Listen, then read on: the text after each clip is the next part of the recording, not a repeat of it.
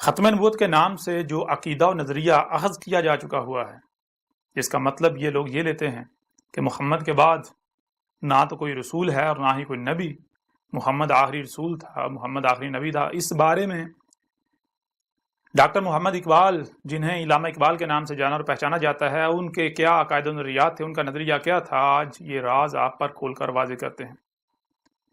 ایسا راز، ایسے حقائق کہ جنہیں آج آپ سن کر چونک جائیں گے۔ بلا شک و شبہ آج یہ بات آپ کے لیے بالکل نئی ہے، لیکن اس کا مطلب قطعاً یہ نہیں ہے کہ اگر کوئی بات پہلی بار سامنے آتی ہے تو وہ جھوٹ ہے، وہ غلط ہے، اور جو نسل در نسل چلا آ رہا ہے وہ سچ ہے۔ نہیں، بالکل نہیں۔ کسی بھی شے کے، کسی بھی بات کے حق ہونے کی بنیاد اس کے دلائل کو دیکھا جائے گا، اس میں غور و فکر کیا جائے گا، تحقیق کی جائے گی، اس کے بعد ہی آپ کسی نتیجے پر پہنچ سکتے ہیں۔ اور آج نہ صرف ہم ڈاکٹر محمد اقبال، جنہیں علامہ اقبال کے نام سے جانا جاتا ہے، ان کے بارے میں یہ انکشاف کریں گے، یہ راز، یہ حقائق کھول کر واضح کریں گے کہ انہوں نے نہ صرف دعویٰ نبوت کیا، بلکہ انہوں نے یہ دعویٰ کیا کہ میں وہی مہدی ہوں جس کا خود کو مسلمان کہلوانے والے انتظار کر رہے ہیں، اور میں وہی آخر الزمانی، یعنی میں وہی مسیح ہوں، وہی عیسیٰ ہوں جس کا خود کو مسلمان کہلوانے والے انتظار کر رہے ہیں۔ اور پھر آج تک اس بات کو کیوں چھپایا گیا؟ انتہائی اہم بات، انتہائی اہم راز، انتہائی اہم حقائق انہیں کیوں چھپایا جاتا رہا؟ آج تک کیوں چھپایا گیا؟ اور جن لوگوں نے چھپایا اس کی وجوہات کیا تھیں؟ اس کا جواب آپ کو خود کو مسلمان کہلوانے والوں کی ایک بہت بڑی علماء میں سے جو ایک شخصیت ہے، جس کا ایک بہت بڑا نام ہے، بہت بڑا مقام ہے، جن کی ماضی قریب میں وفات ہو چکی، انہی کی زبانی آپ کے سامنے رکھیں گے کہ انہوں نے اس بارے میں کیا انکشافات کیے، خود اپنی زبان سے کیا اقرار کیا، کیا انکشافات کیے، کیا تسلیم کیا، کہ کیا وجوہات ہیں اس کی کہ آج تک اقبال کے بارے میں یہ حقائق جو ہے وہ چھپا کر رکھے گئے۔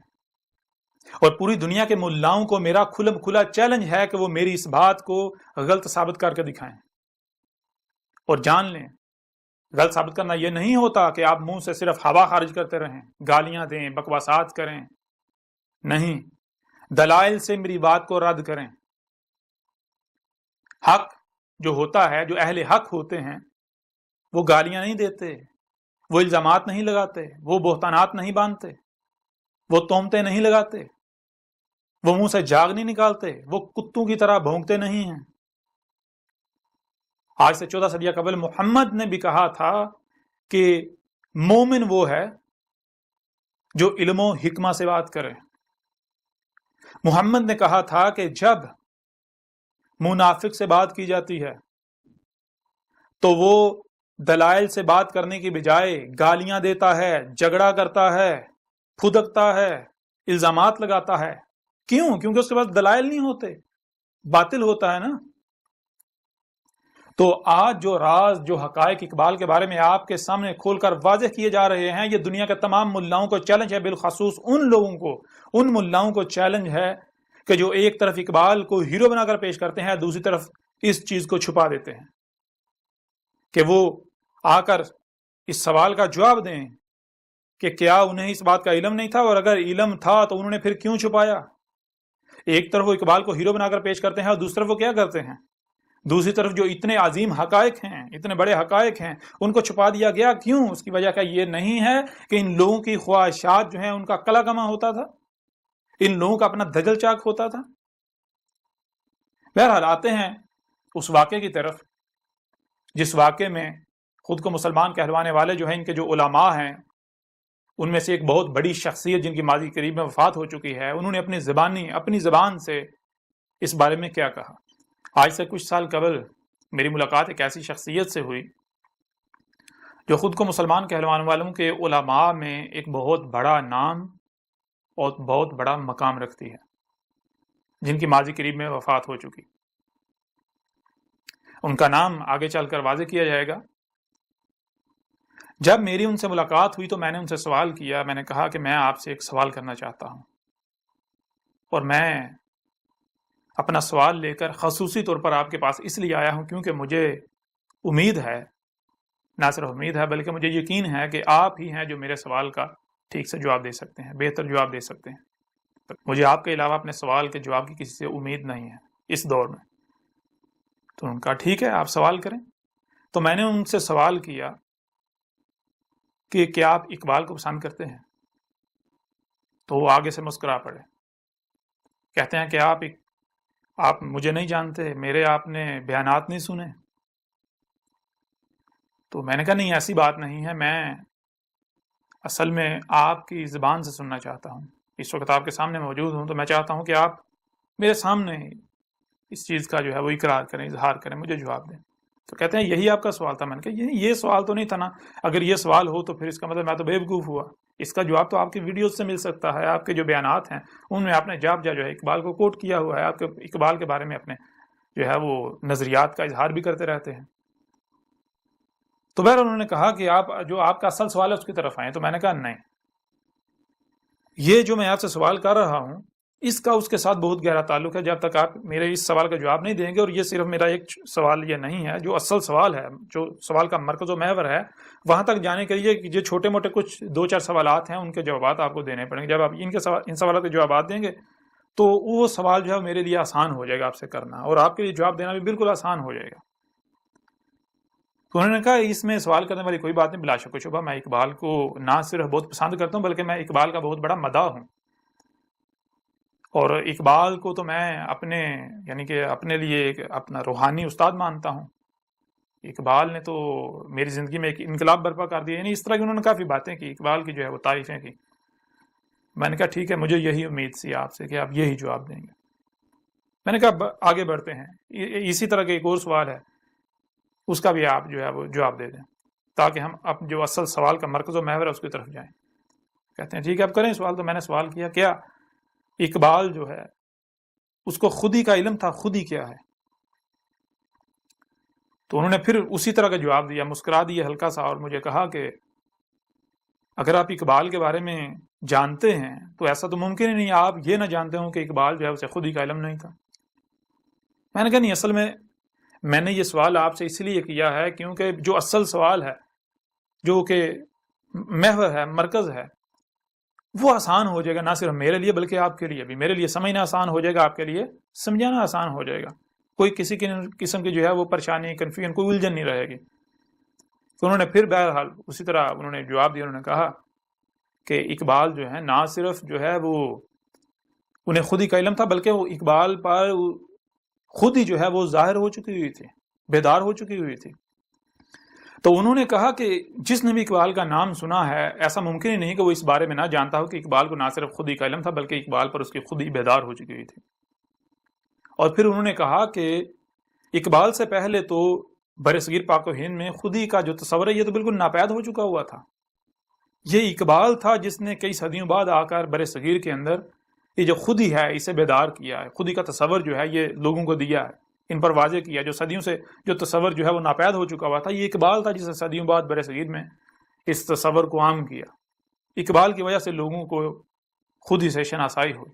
بہرحال انہوں نے کہ اس بارے میں کافی باتیں کی، تو واضح کیا، بالکل کھول کے واضح کیا، بڑی تفصیل کے ساتھ واضح کیا، کچھ مثالیں بیان کی، کچھ انہوں نے دلائل دیے، اقبال کے حوالے سے کچھ واقعات بیان کیے جو کہ عموماً سننے کو نہیں ملتے۔ تو انہوں نے واضح کیا کہ اقبال کو نہ صرف خودی کا علم تھا بلکہ اقبال پر اس کی خودی جو ہے وہ ظاہر ہو چکی ہوئی تھی۔ تو میں نے کہا الحمدللہ میرا جو سوال ہے وہ تو اب بالکل آسان ہو گیا، اب مجھے سمجھنے میں کوئی پریشانی جو ہے وہ پیش آئے گی، مجھے کوئی الجھن ہوگی، نہ ہی آپ جب جواب دیں گے تو آپ کو جواب دینے میں کوئی الجھن، کوئی پریشانی جو ہے وہ پیش آئے گی۔ تو کہتے ہیں اب پھر آپ اپنا سوال پیش کریں۔ تو میں نے کہا سوال یہ ہے کہ میں کچھ لکھ کر لایا ہوں، میں وہ آپ کے سامنے رکھنا چاہتا ہوں۔ تو میں نے اقبال کا ایک شعر جیب سے میں نے جو پیپر جس پر لکھا ہوا تھا وہ نکالا اور میں نے ان کے سامنے رکھ دیا۔ جیسے ہی میں نے وہ کاغذ کا ٹکڑا جس پر اقبال کا ایک شعر لکھا ہوا تھا میں نے ان کے سامنے رکھا تو ان کی جو کیفیت تھی وہ اچانک ایک دم سے ایسی ہو گئی جیسے کہ کسی پر آسمان گر پڑا ہو۔ یعنی کہ آپ کو بھی آپ بھی جانتے ہوں گے کہ زندگی میں کئی بار آپ کے ساتھ ایسا ہوا ہوگا، یا کئی مواقع پر ایسا ہوا ہوگا، یا کم از کم ایک آدھ بار ہوا ہوگا کہ کبھی غیر متوقع طور پر کچھ ایسا واقع ہو جاتا ہے، کوئی ایسا حادثہ ہو جاتا ہے، ایسا واقعہ ہو جاتا ہے جو کہ آپ کے اوسان خطا کر دے. آپ یہ تک بھول جائیں کہ آپ کر کیا رہے تھے. اگر آپ کچھ بول رہے تو آپ یہ تک بھول جائیں کہ آپ کیا بول رہے تھے. اس طرح بالکل حیران، ششدر، پریشان، دنگ رہ جانا، چونک جانا، بالکل جو ہے وہ ایک عجیب سی ایسی کیفیت میں چلے جائیں جیسے کہ آپ موجود ہی نہیں ہیں. تو ان کی اچانک سے یہ حالت ہوگی جیسے کہ ان کے اوپر کوئی یعنی آسمان ٹوٹ پڑا ہے ان پر. اب میں چونکہ سمجھ چکا تھا کہ اس کی وجہ کیا ہے، ان کی اس کیفیت کی وجہ کیا ہے، تو کچھ دیر وہ اسی کیفیت میں رہے، خاموش رہے. تو میں نے انہیں کہا، میں نے کہا ڈاکٹر صاحب آپ مجھے میرے سوال کا جواب نہیں دے رہے. تو پھر انہوں نے جو ہے وہ میری طرف دیکھا، اور جس انداز میں دیکھا، جس طرح دیکھا، وہ بالکل واضح طور پر ایک ایسا انداز تھا جیسے کہ کوئی شرمندہ ہوتا ہے، اپنی شرمندگی کا اس کے چہرے سے اظہار ہو رہا ہوتا ہے، عیاں ہوتی ہے شرمندگی، ندامت. تو مجھے کہتے ہیں کہ اب آپ سے کیا چھپانا. کہتے ہیں آپ سے چھپایا بھی نہیں جا سکتا، کیونکہ جس طریقے سے آپ نے مجھ سے یہ سوال کیا تو میں آپ سے کوئی بات چھپا ہی نہیں سکتا. کہتے ہیں کوئی اور ہوتا تو میں بات کو گما پھرا کے ادھر ادھر لے جاتا، لیکن آپ کے سامنے اس بات کو میں اگر گھماؤں گا، اگر توڑوں مروڑوں گا، کسی بھی قسم کی کوشش کروں گا تو الٹا میں خود پھنس جاؤں گا. کیونکہ آپ کا معاملہ باقی عوام کی طرح نہیں ہے. باقی عوام کا معاملہ بالکل اور ہے، ان کو جو کہو وہ مان لیتے ہیں، وہ زیادہ بحث نہیں کرتے. اگر کوئی بحث کرتا بھی ہے تو وہ اس کو ہم عاجز کر دیتے ہیں، اس کے سامنے ایسی یعنی کہ بات کو گول مول کر کے ایسا ادھر سے ادھر کر کے جو ہے گھما پھرا کر بات کریں گے، ادھر سے ادھر لے جائیں گے کہ وہ اس کا دماغ ہی گھوم جائے گا، اسے سمجھ نہیں آئے گی کہ میں نے کرنا کیا ہے. تو آپ کے ساتھ ایسا نہیں کیا جا سکتا، اس لیے میں جو حقیقت ہے وہ آپ کے سامنے جو ہے وہ رکھتا ہوں. تو حقیقت انہوں نے اس کا اقرار کیا. وہ حقیقت کیا تھی وہ بیان کرنے سے پہلے جو شعر میں نے ان کے سامنے رکھا تھا وہ میں آپ کے سامنے رکھتا ہوں، جو اس وقت میرے سامنے موجود ہے. جی، اقبال نے کہا، ہوئی جس کی خودی پہلے نمودار، ہوئی جس کی خودی پہلے نمودار، وہی مہدی وہی آخر الزمانی. یعنی بالکل آسان الفاظ میں اقبال یہ کہہ رہا ہے، اور پھر یہ بھی ذہن میں رکھیں کہ یہ ایسا نہیں ہے کہ اقبال کی زندگی کی ابتدا میں یہ اقبال نے شعر کہا تھا، نہیں، یہ زندگی کے آخری ایام میں، یہ جو زندگی کا اقبال کا آخری وقت تھا، آخری کچھ سال تھے، ان سالوں کی بات ہے. تو اقبال نے جو کہا وہ یہ ہے، ہوئی جس کی خودی پہلے نمودار، یعنی جو شخص، جو بھی جس کی خودی اپنی حقیقت کیا ہے سب سے پہلے نمودار ہو گئی، وہی مہدی ہے، وہ مہدی جس کا خود کو مسلمان کہلوانے والے انتظار کر رہے ہیں. کیونکہ جس کی خودی پہلے نمودار ہو جائے تو پھر وہ اس کی ذمہ داری بن جاتی ہے کہ وہ مہدی بنے، وہ لوگوں کو ہدایت دے. اس میں ہدایت ہوتی ہے، اس کی بات میں، اس کے کردار میں. تو پھر کہا وہی آخر الزمانی. اور آخر الزمانی کون ہے؟ خود کو مسلمان کہلوانے والوں کا بچہ جانتا ہے کہ آخر الزمانی کا مطلب ہے مسیح عیسیٰ، جس کا یہ انتظار کر رہے ہیں، جس عیسیٰ کا انتظار کر رہے ہیں. آخر الزمانی جس نے زمانہ آخر میں، آخر الزمان میں آنا ہے. جو آپ کے علماء ہیں جن کے آپ اندھو کی طرح پیچھے چلتے ہیں، ان سے پوچھیں، ان سے سوال کریں آخر الزمانی کا مطلب کیا ہے، کون ہے آخر الزمانی؟ کیا آخر الزمانی مسیح عیسیٰ نہیں ہے؟ تو یہ دیکھیں یہ کیا ہے. اقبال نے کیا کہا؟ اقبال نے کہا ہوئی جس کی خودی پہلے نمودار، وہی مہدی وہی آخر الزمانی. تو اس کا مطلب کیا ہے؟ کیا اقبال یہ کہہ رہا ہے کہ کوئی اور آئے گا؟ کوئی اور آیا تھا؟ نہیں. اس وجہ سے وہ صاحب جو ہیں، وہ جو بہت بڑی شخصیت تھی، وہ چونک گئے تھے، وہ دہل گئے تھے. کیونکہ ان سے میں نے پہلے جب یہ سوال کا جواب لے لیا تھا کہ مجھے یہ بتائیں کہ کیا اقبال پر اس کی خودی نمودار ہو چکی ہوئی تھی، تو انہوں نے تسلیم کیا اور باقاعدہ دلائل دیے اپنی طرف سے. یعنی کہ مجھے بہت ساری مثالیں دی، بہت سارے واقعات بتا کر اقبال کے بارے میں انہوں نے بتایا کہ اگر یہ واقعہ یہ ہو ہی نہیں سکتا تھا اگر اقبال کے اوپر اس کی خودی نمودار نہ ہوئی ہوتی. یہ اقبال کے اوپر اس کی خودی نمودار ہوئی تھی تب ہی یہ واقعہ ہوا. اور پھر انہوں نے جو کہا کہ اقبال کی جو شاعری ہے وہ شاعری ایسے گویا کہ قرآن ہے، تو انہوں نے کہا یہ ممکن نہیں ہے، یہ اقبال کی شاعری جو خود ہی نمودار ہونے کے بغیر ہو ہی نہیں سکتی، اقبال لکھ ہی نہیں سکتا تھا، یہ سارا اللہ کا کلام ہے، انہوں نے خود کہا۔ تو اس وجہ سے میں نے پھر جب یہ ان کے سامنے رکھا تھا تو وہ دہل گئے تھے، وہ چونک گئے تھے، کیونکہ اقبال نے یہاں یہ دعویٰ کیا ہے کہ اس دور میں، اس زمانے میں چونکہ میری خود ہی سب سے پہلے نمودار ہو چکی ہے، اس لیے اس دور میں ہی وہی مہدی ہوں جس کا تم انتظار کر رہے ہو، میں ہی آخر الزمانے یعنی مسیح عیسیٰ ہوں جس کا تم انتظار کر رہے ہو۔ اس وجہ سے وہ چونک گئے تھے، اور پھر انہوں نے خود اپنی زبان سے اس بات کا اقرار کیا تھا، انہوں نے کہا تھا کہ آپ سے اب اس بات کو نہیں چھپایا جا سکتا، اس میں کوئی شک نہیں کہ اقبال نے دعویٰ نبوت کیا تھا، اقبال نے خود کو مہدی کہا تھا، اقبال نے خود کو آخر الزمانے یعنی مسیح عیسیٰ کہا تھا، وہی جس کا انتظار کیا جا رہا ہے۔ اور پھر آج ایک اور بات آپ کے اوپر واضح کریں کہ اقبال کا یہ صرف ایک مقام پر یہ دعویٰ نہیں ہے، اقبال کا جو لٹریچر ہے اگر آپ اسے اٹھائیں تو آپ کو پتا چلے گا کہ اقبال نے ایک نہیں، دو نہیں، تین نہیں، چار نہیں، بلکہ درجنوں مقامات پر یہ دعویٰ کیا ہے متشابہات کی صورت میں کہ میں اللہ کا نبی ہوں، میں مہدی ہوں، میں عیسیٰ ہوں۔ اور اس بارے میں بھی آپ کے اوپر کھول کر رکھیں گے، لیکن اس سے پہلے آپ کو دعوت دیتے ہیں، اس سے پہلے آپ کو چیلنج کرتے ہیں، آپ کے ملاؤں کو چیلنج کرتے ہیں، اور آپ کے اوپر یہ ذمہ داری ہے کہ جائیں اپنے ملاؤں سے سوال کریں، ان سے پوچھیں کہ آج تک کیا یہ سچ ہے؟ اگر سچ ہے تو تم لوگوں نے آج تک یہ کیوں چھپایا؟ اور اگر یہ سچ ہے تو وہی فتوے جو آج تم میرے اوپر لگا رہے ہو، آج جو فتوے تم اللہ کے رسول عیسیٰ پر لگا رہے ہو، احمد عیسیٰ پر لگا رہے ہو، وہی فتوے لگاؤ اقبال پر، آؤ میدان میں۔ اور اس کے علاوہ آج جنہیں مثال کے طور پر لاہور میں مقبرہ ہے علی حجویری، جنہیں داتا گنج بخش کہا جاتا ہے، ماضی میں چلے جائیں، بہت ساری شخصیات ہیں، ان کے بارے میں بات کی جائے تو ان کے بھی یہ تمام کے تمام دعوے جات موجود ہیں۔ وہ تمام کے تمام ایسی جو شخصیات ہیں وہ نبیین تھے، وہ محمد کے خاتم یعنی محمد کے فلٹر سے نکل کر آنے والے نبیین تھے۔ اور خاتم النبیین کیا ہوتا ہے، خاتم النبیین کیا ہوتا ہے، نبیین کیا ہوتا ہے، یہ تمام تر حقائق آپ اس وقت تک نہیں جان سکیں گے جب تک کہ آپ القرآن جو آپ کے دونوں ہاتھوں کے درمیان ہے اس کی بینات کو اس کتاب میں نہیں پڑھتے، اس سے رجوع نہیں کرتے۔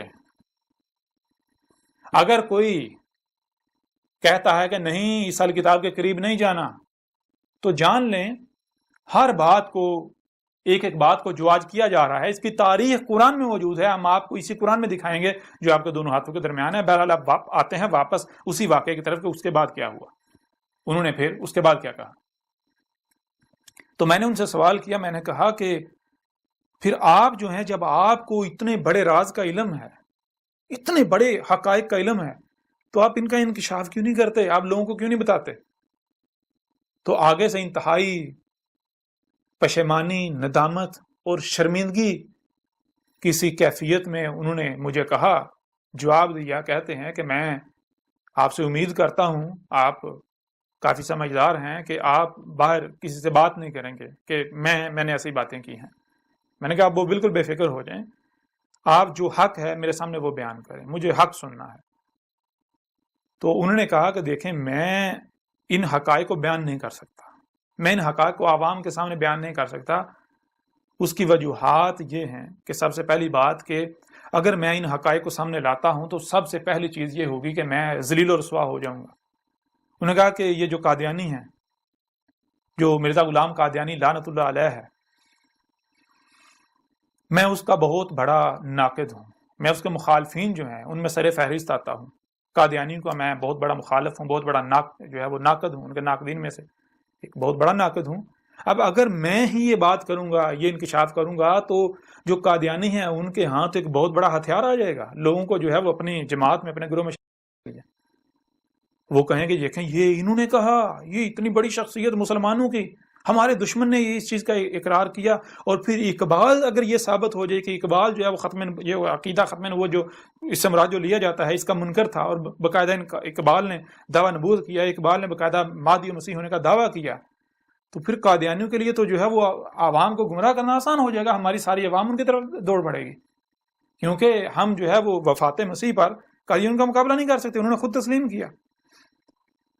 تو بہرحال انہوں نے پھر میں نے کہا تو پھر یہ مجھے آپ یہ بتائیں کہ یہ آپ مجرم نہیں بنیں گے؟ تو وہ پھر یعنی کہ وہی کیفیت کہتا نہیں کہ یہ اصل میں اسے مصلحت کا نام دوں گا، اور پھر انہوں نے کہا کہ اس کی ایک اور وجہ بھی ہے، کہتے ہیں ایک اور وجہ ہے جس وجہ سے میں ان حقائق کو اس راز کو منکشف نہیں کر سکتا ہے، ان کو سامنے نہیں لا سکتا، وہ وجہ یہ ہے کہ میرے خلاف میرے اپنے بہت سارے دشمن ہیں، اگر میں ان حقائق کو سامنے لاؤں گا تو میرے خلاف ایک محاذ جو ہے وہ کھل جائے گا جس کا میں سامنا نہیں کر پاؤں گا، جس کا میں مقابلہ نہیں کر پاؤں گا۔ میں کہا میں اصل میں جس گھرانے سے تعلق رکھتا ہوں میں کوئی روایتی مولوی نہیں ہوں، روایتی جو مدرسوں سے پڑھ لکھ کر آتے ہیں، مدرسوں کے فارغ التحصیل ہوتے ہیں، میں ان میں سے نہیں ہوں، میں تو ایک لبرل گھرانے سے تعلق رکھتا تھا، میں ایک میڈیکل اسٹوڈنٹ تھا، ڈاکٹر بنا، تو پھر اس کے بعد جو ہے میں نے میرا یعنی کہ وہ جو ہے وہ رخ اس طرف ہو گیا، دین کی طرف، مذہب کی طرف، تو اس طرف رخ میرا ہونا تھا کہ میں نے جو ہے وہ اسی میں یعنی کہ گم گیا، اسی میں نے جو ہے وہ اپنی ساری کوشش شروع کر دی۔ تو انہوں نے کہا کہ یہ جو روایتی علماء ہیں، یہ جو یعنی کہ مدرسوں سے فارغ التحصیل ہوتے ہیں، جو یہ سلسلہ چل رہا ہے روایتی علماء کا، تو میں ان کے ہاں جو ہے وہ نہ تو قابل قبول ہوں، نہ ہی میں پسند کیا جاتا ہوں، اور اسی وجہ سے انہوں نے کہا کہ میرے جو فالورز ہیں، میرے جو سننے والے ہیں، مجھے جو ماننے والے ہیں، ان کی جو اکثریت آپ کو وہی ملے گی جو پڑھے لکھے لوگ ہیں، پڑھا لکھا جو ہے وہ طبقہ ہے، جو یعنی کہ مذہبی طبقہ آپ کو کم ملے گا۔ کیونکہ اب اگر میں یہ بات کروں گا تو یہ جتنے بھی روایتی علماء ہیں، جتنے بھی فرقے ہیں، یہ سارے کے سارے یہ پہلے میرے خلاف کوئی موقع ضائع نہیں جانے دیتے، تو ان کو تو بہت بڑا موقع مل جائے گا۔ تو اب اگر میں خود ہی ان کو اتنا بڑا اپنے خلاف جو ہے موقع فراہم کروں تو مجھ سے بڑا بیوقوف کوئی ہوگا، اس لیے کہتے ہیں کہ میں جو ہے وہ مصلحت کو اختیار کیے ہوئے ہوں، مصلحت جو ہے یہی بہتر ہے، ایسے ہی چلتے رہیں۔ تو جب انہوں نے اس طرح کے جوابات دیے، ان باتوں کا اقرار کیا، تو میں اندر سے دلی طور پر ان سے بدظن ہو گیا، مجھے جو ہے وہ ایک میرا دل کھٹا سا پڑ گیا کہ اتنی بڑی شخصیت کیمرے کے سامنے حق پر اتنے بڑے بڑے حق کے ہونے کے دعوے، یعنی کہ حق کے دعوے کرتے ہیں، بڑے بڑے دعوے، بڑے جذبات میں آ کے لیکچرز دیتے ہیں، بیانات کرتے ہیں، اور اتنا بڑا یعنی کہ جو حق کا جو تقاضا ہے وہ یہ پورا ہی نہیں کر رہے، وہ کرنے سے یہ ڈر رہے ہیں، طرح طرح لوگوں کی ملامتوں سے ڈر رہے ہیں، اور طرح طرح کے خوف جو ہیں ان کا یہ شکار ہیں، یہ تو پھر اپنی خواہشات کی تباہ کر رہے ہیں۔ بہرحال میں یعنی کہ ان سے میرا دل تو کھٹا ہوگا، لیکن اس کے باوجود جو ہے میں نے ان سے یعنی سوال کیا، میں نے کہا کہ ایک میں آپ سے اور سوال کرتا ہوں۔ وہ سوال میرا یہ ہے کہ آخر کیا وجہ ہے کہ اتنی بڑی بات، اتنے بڑے یعنی کہ اتنا بڑا راز یہ آج تک چھپا ہوا کیسے ہے؟ آج تک کسی نے نہیں سوچا، یعنی کہ کوئی سامنے نہ لے کر آیا۔ تو انہوں نے پھر اس کی وجوہات جو ہیں وہ بھی بتائیں۔ انہوں نے کہا کہ سب سے پہلی بات تو یہ ہے کہ اقبال کو آج جو ہے وہ خاص کر کے پاکستان میں اقبال کے بارے میں جو خود ہی یعنی کہ یہ ساری چیزیں ہیں یہ عام ہیں، اس سے پہلے اقبال کو اس طرح نہیں جانا جاتا تھا، اس طرح نہیں پہچانا جاتا تھا جیسے آج جانا اور پہچانا جاتا ہے۔ انہوں نے کہا کہ جب تک پاکستان نہیں بنا تھا، پاکستان بننے سے پہلے اقبال جو مشہور تھا برصغیر کے اندر، وہ صرف کچھ اقبال کی نظمیں تھیں، ان نظموں کی وجہ سے، اس شاعری کی وجہ سے اقبال جو ہے وہ مشہور تھا، لوگ اقبال کو پہچانتے تھے، جانتے تھے۔ انہوں نے کہا اس میں سر فہرست انہوں نے کہا کہ جو ہندوستان ہے، انڈیا، اس کا قومی ترانہ اقبال کا لکھا ہوا ہے۔ انہوں نے کہا کہ ہندو جو ہیں، اقبال ان کے دل کا تارا ہے، کیونکہ اقبال جو ہندوستان کا جو ملی نغمہ ہے، قومی ترانہ ہے، وہ اقبال کا لکھا ہوا ہے۔ انہوں نے کہا اس وجہ سے اقبال جو ہے وہ معروف تھا۔ تو یہ پہلو لوگوں کے سامنے تھا، اقبال کا وہ پہلو جو ہے وہ چھپا ہوا تھا۔ انہوں نے کہا کہ اس کے چھپے ہونے کی کچھ وجوہات تھیں، ان وجوہات میں ایک جو سب سے بڑی وجہ تھی وہ تھی جو روایتی علماء ہیں، ان کا اقبال کے خلاف پراپیگنڈا کرنا۔ انہوں نے کہا کہ آج اس دور میں تو آپ کو ایسے بہت سارے لوگ ملیں گے کہ جو داڑھی منڈے ہیں اور وہ دین کا نام لیتے ہیں، وہ دین کا مبلغ بنے ہوئے ہیں، جیسے انہوں نے یعنی کہ وہ جاوید احمد گامدی ان کا نام لیا۔ انہوں نے کہا کہ آپ جاوید احمد گامدی آپ کے سامنے ہے، اس کے علاوہ انہوں نے اور کچھ شخصیات ہیں، میں ان کا نام نہیں لینا چاہتا، انہوں نے ان کا بھی نام لیا، انہوں نے کہا کہ یہ شخصیات دیکھیں ان کی داڑھی نہیں ہے، ان کی مونچھیں نہیں ہیں، یہاں تک کہ کلین شیو ہیں، اس کے باوجود جو ہے یہ مفکر اسلام اور اسلامی اسکالر کے نام پر جانے جاتے ہیں، اور لوگ انہیں پسند کرتے ہیں، لوگ انہیں سنتے ہیں، کہتے ہیں آج جو آج ہے یہ تب نہیں تھا۔ انہوں نے کہا جب اقبال ہوا تھا اس وقت یہ جو مذہب ہے یہ ایک خاص مکتبہ فکر جو ہے اس کے گھر کی لونڈی تھا۔ انہیں کہا مذہب کے ٹھیکیدار وہی تھے جو نسل در نسل یہ روایتی علماء جو ہے وہ چلے آ رہے تھے، اور اس کے لیے داڑھی لازم تھی۔ داڑھی، انہوں نے کہا کہ آج جو ہے وہ اسلام میں داڑھی تلاش کی جاتی ہے، تب داڑھی میں اسلام تلاش کیا جاتا تھا، تب جو ہے وہ داڑھی کے اوپر سب سے زیادہ زور۔ اگر کوئی داڑھی منڈا، انہوں نے کہا کہ اگر کوئی داڑھی منڈا مذہب پر بات کرتا تھا تو لوگ اس کو حقارت کی نگاہ سے دیکھتے تھے، لوگ اسے یہود و حنود کا ایجنٹ جو ہے وہ تسلیم، یعنی کہ وہ ماننا شروع ہو جاتے تھے، اس کے بارے میں کہنا شروع ہو جاتا کہ یہ داڑھی منڈا انگریزوں کا ایجنٹ، یہود و حنود کا دشمن، یہ ہمیں دین سکھائے گا، پہلے اپنا خلیہ دین کے مطابق کر لے، مذہب کے مطابق کر لے۔ تو انہوں نے کہا کہ یہ وہ وجہ تھی جس وجہ سے اس دور میں جس شخصیت نے بھی مذہب کے نام پر کوئی بات کرنا ہوتی تھی، کوئی یعنی کہ مذہبی رہنمائی کرنے کا کوئی سوچتا تھا تو اس کو داڑھی رکھنا پڑتی تھی۔ انہوں نے مثالیں دی، انہوں نے کہا کہ آپ کے سامنے مثال ہے ابوالکلام آزاد جو تھے، وہ بہت بڑے لبرل شخصیت تھی، وہ بہت بڑی لبرل شخصیت، وہ روایتی علماء جو علماء ہیں ان میں سے نہیں تھے، ایک بہت بڑی لبرل شخصیت تھے۔ اس کے باوجود جب وہ اس فیلڈ میں آئے تو ان کو داڑھی رکھنا پڑ گئی، انہوں نے داڑھی رکھی۔ کیونکہ ان کو پتا تھا اگر میں بغیر داڑھی کے تبلیغ کروں گا تو مجھے کوئی بھی قبول نہیں کرے گا۔ اس وقت کلچر ہی یہی تھا، نظامی سسٹم ہی یہی تھا۔ انہوں نے کہا پھر اس کے علاوہ انہوں نے کہا سر سید احمد خان، انہوں نے کہا کہ اس کے بارے میں کون نہیں جانتا کہ وہ اس دور کا سب سے بڑا لبرل ملحد، انہوں نے ملحد تک قرار دیا۔ انہوں نے کہا کہ وہ جب اس نے اسلام کے اوپر بات کرنا شروع کی، اس سے پہلے وہ داڑھی منڈا تھا، اور جب اس نے جو ہے وہ قرآن کے اوپر بات کرنا، مذہب کے اوپر بات کرنا شروع کی، دین کے اوپر بات کرنا شروع کی، تو سر سید نے بڑی بڑی داڑھی رکھ لی۔ تو انہوں نے کہا کہ اقبال نے ایسا نہیں کیا، اگر اقبال داڑھی رکھ لیتا تو شاید اس وقت اقبال جو ہے وہ فوری طور پر یہ جو حقائق ہیں یہ سامنے آ جاتا ہے کہ اقبال نے یہ دعویٰ کر دیا، اقبال نے یہ دعویٰ کر دیا۔ چونکہ اقبال کی وہ داڑھی نہیں تھی تو لوگ جو ہے اقبال کا جو مذہب کے بارے میں جو لٹریچر ہوتا تھا، جو تھوڑا گہرائی والا کہیں، جو سنجیدہ تھا، لوگ اس کی طرف جاتے ہی نہیں تھے۔ لوگ اقبال کو نہ سنجیدہ لیتے تھے، نہ اقبال کو پڑھتے تھے اس وقت، سوائے چاند لوگوں کے۔ چھوٹا سا مکتبہ فکر تھا جو اقبال کو اسٹڈی کرتا تھا، لیکن وہ بھی اسٹڈی اس حد تک نہیں تھی کہ جیسے اگر آج مثال کے طور پر کی جائے۔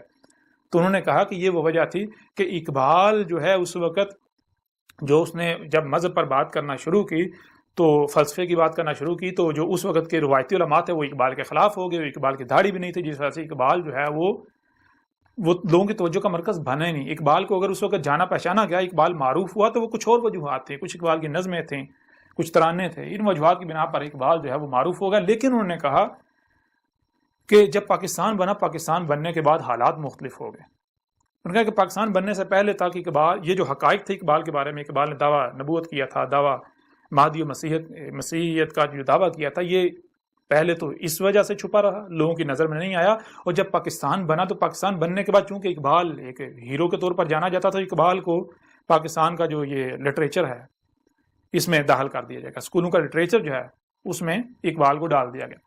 اب جب اقبال کو اسکولوں کے لٹریچر میں ڈال دیا گیا تو اس کے بعد ہوا یہ کہ اب ایک نسل ہے جو بچپن سے ہی اقبال اقبال اقبال اقبال کا نام سنتی اور پڑھتی چلی آ رہی ہے، وہ نسل جب پروان چڑھی تو پوری نسل کے لیے اقبال ایک ہیرو بن گیا۔ لیکن وہ ہیرو اسی حد تک تھا جو انہوں نے اقبال کے بارے میں پڑھا سنا۔ اب اقبال کے بارے میں کیا پڑھا سنا وہ آپ جانتے ہیں، اقبال کے وہ جو شروع کی شاعری ہے، کچھ نظمیں ہیں، تو ان کی وجہ سے جو ہے وہ اقبال کو جانا اور پہچانا جاتا رہا۔ اب اس وجہ سے اقبال ہیرو تو بن گیا، لیکن کچھ لوگ ایسے تھے جب انہوں نے دیکھا کہ اقبال نے ایسی ایسی باتیں کی، یعنی یہ انہوں نے اقبال کی نظموں سے متاثر ہوئے، اقبال کی شاعری سے متاثر ہوئے، تو انہوں نے اقبال کو اسٹڈی کرنے کی، اقبال کا مطالعہ کرنے کی جب ٹھانی، دیکھا اقبال کا لٹریچر دیکھا، تو وہ تو دانگ رہ گئے، اقبال نے جو ہے وہ یہ دعویٰ کیا ہوا ہے۔ اب انہوں نے کہا کہ یہاں پر دو طرح کی شخصیات تھیں، ایک وہ شخصیات تھی جو پڑھے لکھے لوگ ہوتے ہیں، سنجیدہ طبقہ، تو انہوں نے جب اس چیز کو دیکھا تو انہوں نے یا تو اسے نظر انداز کر دیا، یا پھر وہ اس وجہ سے خاموش رہے کیونکہ ان کی یہ فیلڈ ہی نہیں تھی، تو اس وجہ سے لوگوں کے سامنے ان کی طرف سے بات نہیں آئی۔ اور دوسری طرف انہوں نے کہا کہ جو مذہبی طبقہ تھا، انہوں نے کہا جو خود کو علماء کہلواتے ہیں، جو اقبال سے متاثر تھے، انہیں پھر اپنی مثال دی، انہوں نے کہا جیسا کہ انہوں نے کہا جب میں نے اقبال کو اسٹڈی کیا، اقبال کا مطالعہ کیا بڑی گہرائی سے، اقبال پر تحقیق کی، تو یہ حقائق میرے سامنے آئے تھے، یہ سارے حقائق میرے سامنے آئے، لیکن میں نے سوچا بھی میں ان کو سامنے لاؤں، لیکن ان کو سامنے لانا یہ میرے بس کا کام نہیں تھا، کیونکہ اگر میں سامنے لاتا تو ایک طوفان برپا ہو جاتا۔ انہوں نے کہا پھر جو مذہبی شخصیات تھیں انہوں نے دو وجوہات کی بنا پر ان حقائق کو چھپا دیا۔ ایک وجہ ہے یہ جو ملامتیں ہیں، دشمنی ہیں، یہ وجہ ہے۔ دوسری وجہ جو ہے یعنی کہ وہ جو بھی ان حقائق کا انکشاف کرے گا وہ متنازع ہو جائے گا معاشرے کے اندر۔ اور دوسری وجہ یہ ہے کہ ایک طرف تو اقبال کو ہیرو بنا کر پیش کیا جا رہا ہے، باقاعدہ جو ہے اسکولوں کے لٹریچر میں ڈالا گیا ہوا ہے، اور دوسری طرف اگر اقبال کے بارے میں یہ انکشاف کیا جائے تو یہ تو طوفان کھڑا ہو جائے گا کہ بھئی ایک طرف ختم نبوت کے نام پر جو قاعدہ نظریات پائے جاتے ہیں اس پر مرنے مارنے کو تیار ہو جاتے ہیں، لوگوں کی گردنیں اتارنے کو تیار ہو جاتے ہیں، اور اب تو قانون بھی جو ہے وہ کب کا ضیاء الحق کے دور کا جو ہے پاس ہو چکا ہوا ہے، بعد میں مزید اس میں شکیں ڈال دی گئیں۔ تو اب یعنی کہ تو اس وجہ سے ایک طرف یہ سب کیا جاتا ہے اور دوسری طرف جو ہے وہ اقبال کے بارے میں اتنے بڑے حقائق چھپا دیے جاتے ہیں۔ اب یہ اقبال یعنی کہ یہ حقائق اگر سامنے لائے جائیں تو کیا ہوگا، نتیجہ آپ کے سامنے ہے، یعنی کہ پھر یہ منافقت اختیار کی گئی۔ یعنی کہ اگر ہم ان حقائق کو سامنے لائیں تو وہ جو اقبال کو آج تک ہیرو بنا کر پیش کیا جاتا رہا، پھر وہ سوال اٹھے گا کہ یہ کیوں، ایسا کیوں؟ اور پھر اب جب اقبال کو ہم نے لوگوں کے دلوں میں ڈال دیا ہوا ہے بچپن سے، اب اگر اقبال کے بارے میں ایسی بات کی جائے گی تو جو کرے گا لوگ اس کے خلاف اکٹھے ہو جائیں گے، کھڑے ہو جائیں گے۔ تو اس وجہ کا یہ کچھ وجوہات تھی جن وجوہات کی بنا پر یہ راز، یہ حقائق آج تک چھپے رہے۔ اور پھر آخر میں نے یعنی کہ کچھ یعنی ہنسی مذاق میں ان سے ایک بات کی، میں نے کہا کہ میں نے تو یہ بھی سنا ہے کہ اقبال جو ہے وہ میں خانے یعنی پب میں شراب خانے جاتا تھا، اقبال شرابی تھا، شراب پیتا تھا اور لوگوں کو بھی پلاتا تھا، وہ جام بھر بھر کے لوگوں کو پلاتا تھا۔ اقبال شراب خانے میں کام کرتا رہا، خود بھی پیتا، لوگوں کو بھی پلاتا رہا، میں نے یہ سنا ہے۔ اور میں نے پھر ساتھ ہی ہنستے ہنستے یعنی کہ وہ مذاق کی طرز پائے میں نے یہ بھی کہا، میں نے کہا ہاں اقبال کے لیے نارمل ہے، یہ کون سی بڑی بات ہے، اقبال چونکہ یورپ میں رہا ہے تو یورپ میں تو یہ چیز عام ہے، ہو سکتا ہے۔ تو انہوں نے آگے سے کہا کہ اب آپ مذاق کرتے ہیں، آپ کو پتہ ہے کہ جو جس بارے میں آپ بات کر رہے ہیں یہ حقیقت یہ نہیں ہے، حقیقت کچھ اور ہے۔ تو میں نے پھر انہوں نے کہا کیا میں صحیح سمجھ رہا ہوں؟ تو انہوں نے کہا کہ بالکل، آپ بالکل صحیح سمجھ رہے ہیں۔ اب یہ کس بارے میں تھا کہ میں صحیح سمجھ رہا ہوں، اور انہوں نے کہا کہ ہاں آپ صحیح سمجھ رہے ہیں، وہ تھا اقبال یعنی کہ وہی دوسرے مقام پر اقبال کا دعویٰ نبوت اور مقامات پر۔ جیسے مثال کے طور پر میں آپ کے سامنے رکھتا ہوں کہ اقبال نے کہا لا پھر اقبال وہی بادہ و جام ایسا کی، ہاتھ آ جائے مجھے میرا مقام ایسا کی، 300 سال سے ہیں ہند کے میخانے بند، اب مناسب ہے تیرا فیض ہو عام ایسا کی، میری منائے غزل میں تھی ذرا سی باقی، شیخ کہتا ہے کہ ہے یہ حرام، ہے یہ بھی حرام ایسا کی، شعر مردوں سے ہوا بیشائے تحقیق تہی، رہ گئے صوفی و ملا کے غلام ایسا کی، عشق کی تیغ جگردار اڑا لی کس نے، علم کے ہاتھ میں خالی ہے نیام ایسا کی، سینہ روشن ہو تو ہے سوز سخن عین حیات، ہو نہ روشن تو سخن مرگ دوام ایسا کی، تو میری رات کو مہتاب سے محروم نہ رکھ، تیرے پیمانے میں ہے ماہ تمام ایسا کی۔ یہ وہ نظم ہے، نظم تو نہیں کہیں گے، یہ وہ کلام ہے اقبال کا کہ جس کی بنیاد پر میں نے اس وقت طنزیہ یعنی کہ مذاق کی صورت میں نے کہا کہ اقبال جو ہے وہ ساقی تھا، وہ مے خانے جاتا تھا، وہ شرابی تھا۔ تو انہوں نے آگے سے کہا کہ آپ کو پتہ ہے کہ یہ حقیقت نہیں ہے، حقیقت وہی ہے جو آپ سمجھ رہے ہیں۔ تو میں نے کہا کہ میں جو سمجھ رہا ہوں کیا وہ حق ہے، وہ صحیح ہے؟ انہوں نے کہا بالکل وہ حق ہے۔ تو میں نے کہا میں پھر بھی آپ کو ایک بار بتا دیتا ہوں کہ میں کیا سمجھ رہا ہوں۔ تو پھر میں نے انہیں بتایا، میں نے کہا کہ ساقی کسے کہتے ہیں؟ ساقی کہتے ہیں جام بانٹنے والے کو، پلانے والے کو۔ اور کون سا جام؟ حق کا جام۔ تو میں نے کہا میرے نزدیک جو میں نے یعنی کہ جو مجھے علم ہے، ساقی نبی کو کہتے ہیں جو حق کا جام پلانے آتا ہے، بانٹنے آتا ہے۔ اور پھر میں نے کہا میرے نزدیک میں جو ہے، میں حق ہے۔ اقبال نے جو حق ہے، جو حق کے طلبگار ہوتے ہیں، تڑپتے ہیں حق کے لیے، تڑپ رہے ہوتے ہیں، وہ میں ہے حق۔ اور پھر میں نے کہا جو میں خانہ ہے وہ پب شراب خانہ نہیں، میں چونکہ حق، اور میں خانہ کہتے ہیں نبوت کو، مقام نبوت، مقام نبوت اسی کے اندر آگے اقبال نے اس کا ذکر بھی کیا ہے۔ اور پھر میں نے کہا کہ جو اقبال نے کہا 300 سال سے ہیں بند ہند کے میخانے بند، 300 سال سے ہیں ہند کے میخانے بند، یہ جو اقبال نے کہا یہ میخانے کون سے ہیں؟ یہی کہ یہ جو نبیوں کے آنے کا سلسلہ ہے یہ 300 سال سے رکا ہوا ہے۔ 300 سال سے کوئی ساقی آئے نہیں، کوئی نبی آئے نہیں برصغیر ہند کے اندر۔ اس وجہ سے گمراہی جو ہے وہ بڑھتی اس قدر عام ہو گئی کہ لوگ جو ہیں وہ بالکل خرافات میں، وہ اقبال کے اور بہت سارے ایسے اشعار آپ کے سامنے آئیں گے جو اقبال نے کہا کہ حقیقت خرافات میں کھو گئی، یہ امت روایات میں کھو گئی، اس طرح کے اور بہت ساری۔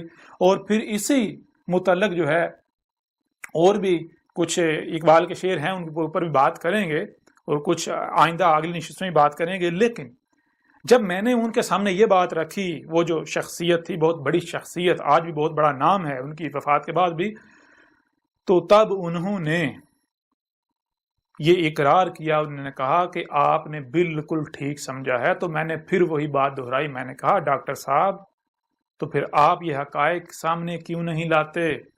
اگر آج آپ ان حقائق کو آپ مسلط کا نام دے کے چھپاتے ہیں تو آپ جانتے ہیں کہ کل کو اس کا انجام کیا نکل سکتا ہے۔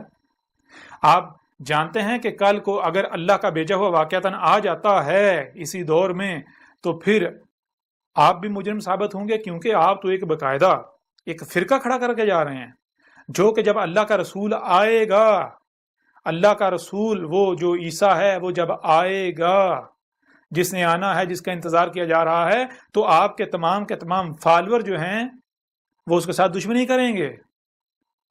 نہ تو اس وقت مجھے اس بات کا علم تھا اور نہ ہی انہیں علم تھا کہ بات کرنے والا کون ہے۔ بہرحال آج وہ حقائق واضح ہوئے کہ یہ جو ہوا تھا یہ کیوں ہوا تھا۔ اور بہرحال اس کے علاوہ بھی کچھ اور اشعار ہیں، ان میں سے چاند ایک آپ کے سامنے رکھتے ہیں، لیکن اس سے پہلے آپ کے اوپر یہ واضح کر دیں کہ وہ شخصیت کون تھی۔ وہ شخصیت تھی تنظیم اسلامی کے بانی ڈاکٹر اسرار احمد۔ ڈاکٹر اسرار احمد کے ساتھ ہونے والی گفتگو جو ہے، جو یہ واقعہ ہے، یہ آپ کے سامنے رکھا۔ اب دنیا کی کوئی طاقت ان حقائق کو جٹلا کر دکھائے۔